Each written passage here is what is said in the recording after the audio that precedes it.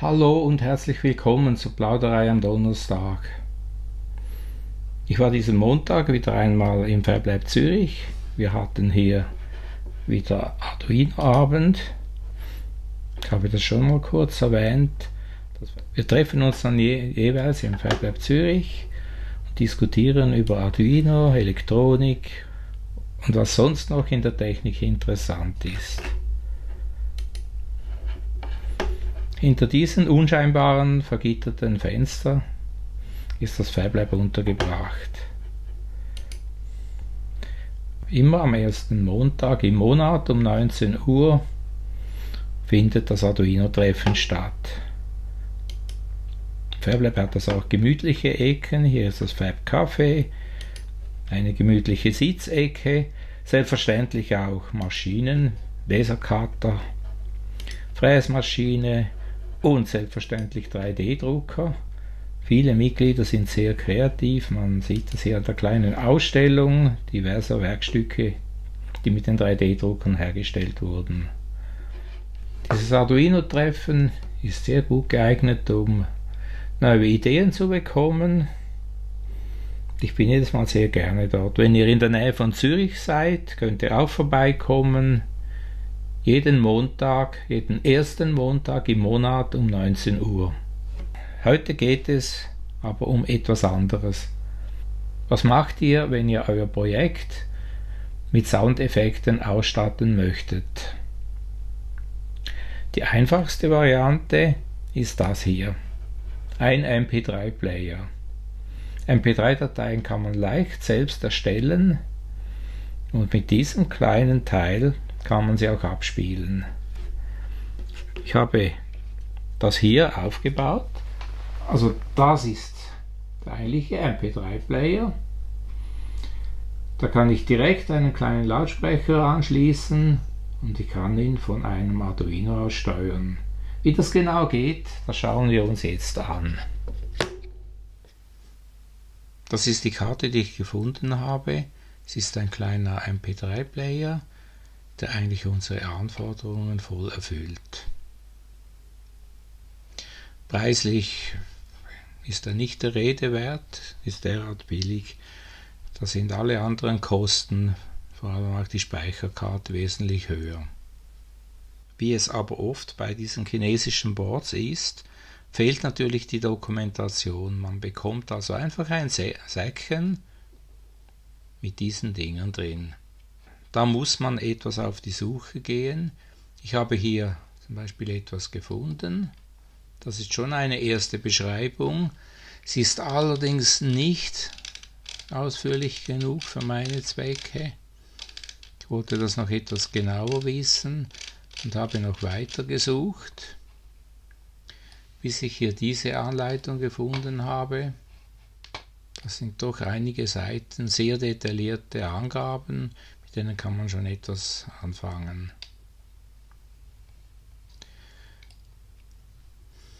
Also wir wissen, es ist ein MP3-Player. Wir sehen hier die Spezifikationen.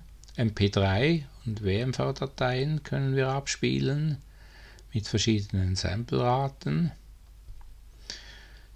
Wichtig ist für uns das, wir brauchen eine Speicherkarte, die mit FAT16 oder FAT32 formatiert ist und maximal 32 GB groß sein darf. Das ist eine normale MicroSD, also nichts Besonderes. Wir sehen, dass es einen 3 Watt Verstärker eingebaut hat, wir können also einen kleinen 8 Ohm Lautsprecher direkt anschließen. Bevor wir jetzt aber beginnen, müssen wir zuerst eine Speicherkarte herrichten und mit einigen Dateien bestücken. Ich habe das hier schon vorbereitet. Das ist die Speicherkarte, sie ist formatiert. Ihr dürft euch nicht durch diese Ordner irritieren lassen. Ich habe hier den Finder so eingestellt, dass er auch versteckte Dateien und Ordner anzeigt. Normalerweise würde man hier nicht sehen. Für unsere Zwecke ist es notwendig, dass wir die Dateien direkt ansprechen können. Das geht hier nicht über den Namen, sondern über eine Indexnummer. Dabei ist für den Index nicht der Dateiname maßgebend, sondern die Reihenfolge, in der ich die Dateien hier speichere. Deshalb ziehe ich jetzt diese Einzel hier auf die Karte, die erste, die zweite, die dritte und die vierte. Jetzt hören wir mal kurz, was für Dateien das sind. Das sind verschiedene Geräuscheffekte.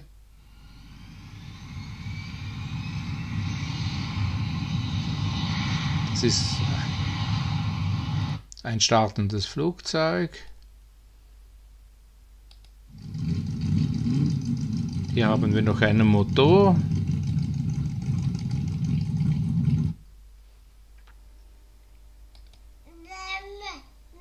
Und hier noch ein Baby. Und zum Schluss noch etwas Musik.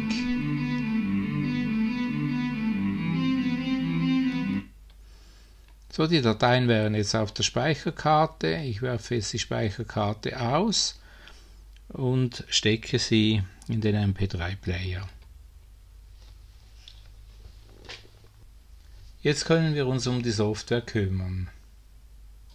Ich habe gesehen, dass es sehr einfach ist, diese Software umzugehen. Deshalb habe ich mich entschlossen, ohne Library zu arbeiten. Ich werde jetzt zeigen, wie ich das gemacht habe. Das Programm ist sehr einfach, das ich hier aufgebaut habe. Es implementiert nur 2 Befehle. Zwar setze ich hier zuerst die Lautstärke, dann spiele ich jede Datei kurz ab, in der Reihenfolge, wie sie nummeriert sind. Realisiert habe ich das sehr einfach. Hier ist die Anleitung.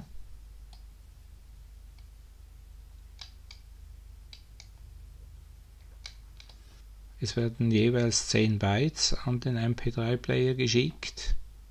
Wir beginnen hier immer mit diesem 7E. Dann diese Versionsnummer ist immer FF, die Länge ist immer 6. Ich habe hier einen Buffer deklariert und fülle den hier jeweils. Das sind eben diese 3 fixen Bytes am Anfang. Dann kommt das eigentliche Kommando.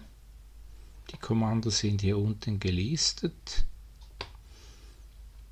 Das wichtigste Kommando, das ich verwende, ist diese Nummer 3. Die spielt ein bestimmtes Stück ab. Dann kann ich noch sagen, ob ich ein Feedback brauche. Der MP3-Player könnte Informationen an den Arduino zurücksenden. Das mache ich normalerweise nicht. Da gebe ich immer ein 0 mit. Und hier sind allenfalls Werte, die ich mitgebe. Beim Abspielen wäre das eben diese Tracknummer. Danach wird eine Checksumme berechnet. Das ist eigentlich recht einfach. Es werden alle 6, also von hier bis hier, Werte zusammengezählt und dann in 2 Bytes aufgeteilt und ebenfalls an den MP3-Player geschickt. Und der Schluss wird mit EF noch markiert. Dann wird das einfach weggeschickt. Ich habe hier Software Serial implementiert und das wird byteweise an diese Schnittstelle geschickt. Was haben wir hier noch? Dieses Delay ist sehr wichtig. Wie jeder MP3-Player muss er die Dateistruktur einlesen. Ich gebe ihm jetzt 3 Sekunden Zeit, damit er die Speicherkarte einlesen kann. Das Volumen kann ich von Anfang an setzen, das braucht keine Wartezeit. Diese 4 Sekunden Verzögerung sind jeweils dazu da, dass man auch hört, was für eine Datei gerade abgespielt wird. Ja, das wäre eigentlich alles. Ich werde jetzt das einfach starten, den Sketch hochladen.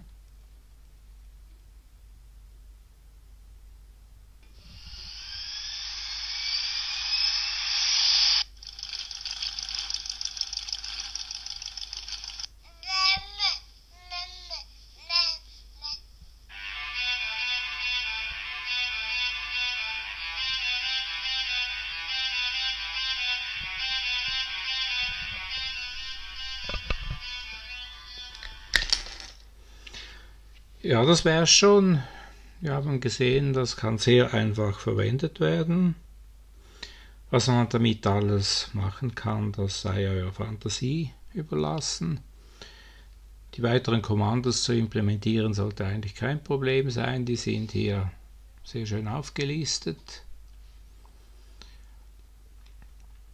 Ich werde unten die Links noch angeben zu den Informationen, damit ihr auch experimentieren könnt. So, das war's vom MP3-Player. Jetzt möchte ich noch kurz etwas anderes zeigen. Vor einigen Tagen fiel mir auf Twitter eine Meldung von Daniel Eichhorn auf. Dort hat er erwähnt, dass er ein Buch geschrieben hat über eine kleine Wetterstation, die er in seinem Shop vertreibt. Und ich wollte mir das einmal anschauen. Das Buch ist im Kindle Shop erhältlich, ist sehr günstig, also hier haben wir jetzt Amazon USA, über Amazon.de bekommt man es auch für etwa 1 Euro. Es ist in Englisch geschrieben und beschreibt die Möglichkeiten seiner Wetterstation. Die Wetterstation ist sehr einfach aufgebaut, sie besteht nur aus diesen Teilen. Dieser Prozessor sichert uns auch eine Internetverbindung.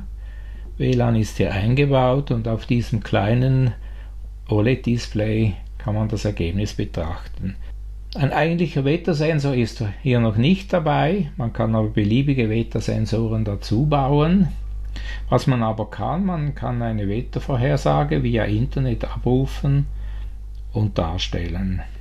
Preislich liegt das in einem vernünftigen Rahmen und zusammen mit dem Buch kann man sehr schön in das Experimentieren mit diesen Bauteilen einsteigen. Die Lieferung erfolgt direkt aus China. Naja, ihr habt ja gesehen, was das manchmal für Probleme verursachen kann. Wir haben das beim MP3-Player gesehen, keine Dokumentation, wenigstens keine anständige, man muss alles zusammensuchen. Das Ganze kommt irgendwie in etwas Plastik eingewickelt und man muss dann schauen, wie man da weiterkommt. In diesem Fall habe ich eine E-Mail bekommen, dass die Lieferung normalerweise direkt aus China kommt, aber dass sie in Kürze via der Amazon USA auch eine Version mit einem schönen Büchsen verfügbar sein wird. Und Daniel Eichhorn hat mir angeboten, ein solches zu schicken, weil er einige hier in Zürich hat. Ich habe das Angebot sehr gerne angenommen. Ich wollte mal schauen, wie gut kann Ware präsentiert werden, die Elektronik enthält, aber nur 20 Franken kostet. Und habe hier das bekommen. Eine saubere Plastikbox, sauber beschriftet, mit allen notwendigen Bauteilen. Also wir haben hier das OLED-Display, wirklich sehr klein. Das ist der Prozessor. Hier haben wir noch ein USB-Kabel und diverse kleine Kabel. Auf jeden Fall mit dieser Box ist auch meine Frau zufrieden. Sie denkt immer, das Billigzeugs aus China ist seinen Preis nicht wert, aber hier kann sie das akzeptieren. Ich habe noch nichts damit gemacht, ich werde das aber in Kürze nachholen und werde dann auch darüber berichten. So, das war's für heute. Ich danke für eure Aufmerksamkeit und es würde mich freuen, wenn ihr nächste Woche wieder dabei wärt.